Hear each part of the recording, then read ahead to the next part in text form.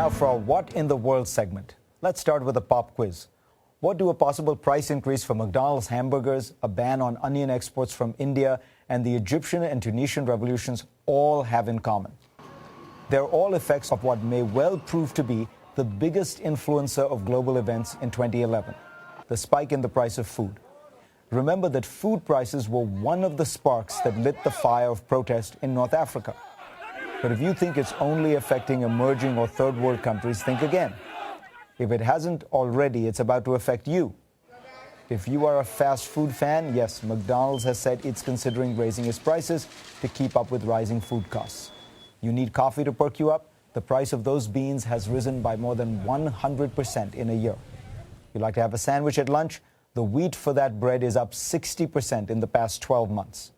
Corn and its byproducts are in just about everything we eat, it seems, in America these days, and that is up more than 80% in a year. Last month, the UN's food price index hit its highest level ever. Globally, it's already a third more expensive to stay well-fed than it was last year, and it's only likely to go higher. The latest factor is, of course, Libya. It's not that the nation is a breadbasket, it's not, but it is an oil producer.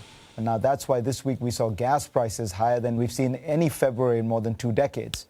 And how does gas affect food? Well, food needs to get from the farms to where it's grown to cities where more and more of the world's population lives these days. And it is, of course, gas, petrol that gets it there. Now, nobody expects governmental instability here in the United States because it costs a few cents more to get a Big Mac.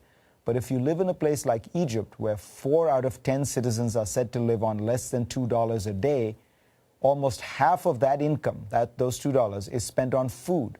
So a sharp, steep rise in what it costs to feed yourself and your family can be devastating. The World Bank's latest estimate out this month is that 1 billion people in the world are hungry. That's 1 out of 6 people on the planet. So in many parts of the world, governments are being forced to act, and act fast, to stave off the kind of riots and unrest we saw in North Africa. Let's take a look at a microcosm. Onions in India. The pungent vegetable is a staple in Indian cooking, and heavy rains at the end of the onion growing season meant a huge price spike in December, up 3-fold in just a few weeks, up 8-fold in a matter of months.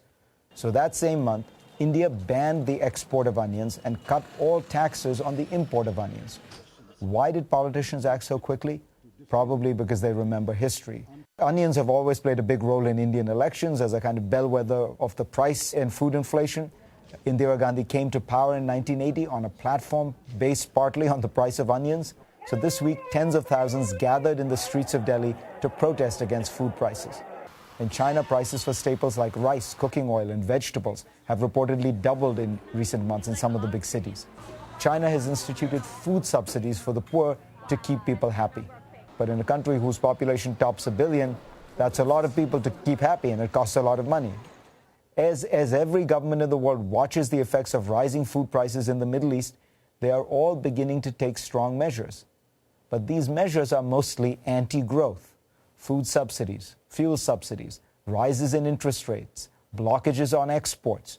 All in all, the effect of food prices in 2011 might well prove to be good for freedom, but bad for economic growth.